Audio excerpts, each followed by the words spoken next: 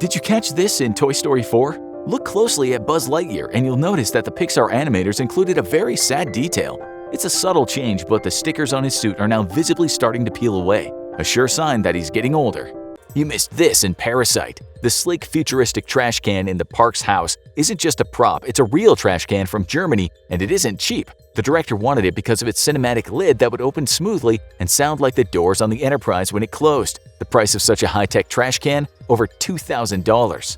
Did you miss this in Zootopia? There was a clue about future Disney movies that was hiding in plain sight. When Officer Hops and Nick spot Duke Weaselton selling bootleg movies, there's copies of movies he claims aren't even out yet, including parodies of Moana, which come out later the same year as Zootopia was released, as well as Frozen 2, which wouldn't come out for another 3 whole years. The other, Giraffic, was a pun on Gigantic, a Disney film which would later be canceled before being completed. Did you know this about Up?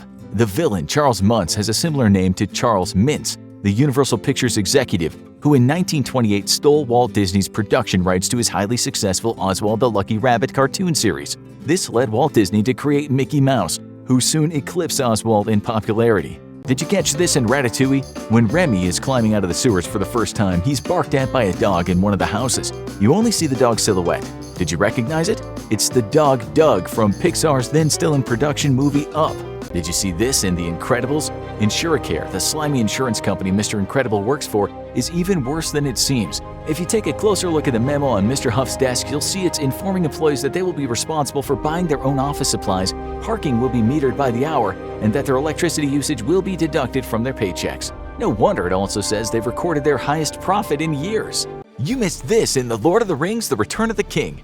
While filming the scene where the Rohirrim charge into battle outside Gondor, the film's director Peter Jackson requested that only extras who had actually read the books be placed in the front lines, as they would best understand how important this moment was to the film.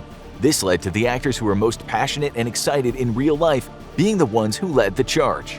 You missed this in Gladiator. As Maximus continues winning in the Colosseum, after each fight he adds a new element to his breastplate. He adds horses, which likely represent the cavalry units he led in his past life, a tree for the farm he dreamed of returning home to, and a woman and child for the family he lost.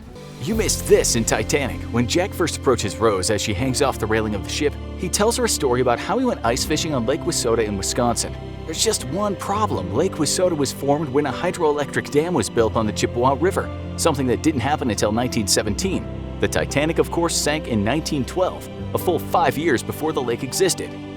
You missed this in Forrest Gump. When Forrest is asked to give a speech at the Vietnam War demonstration, his microphone cuts out and you can't hear what he says. But what Tom Hanks actually says during that scene is, sometimes when people go to Vietnam, they go home to their mamas without any legs. Sometimes they don't go home at all. That's a bad thing. That's all I have to say about that.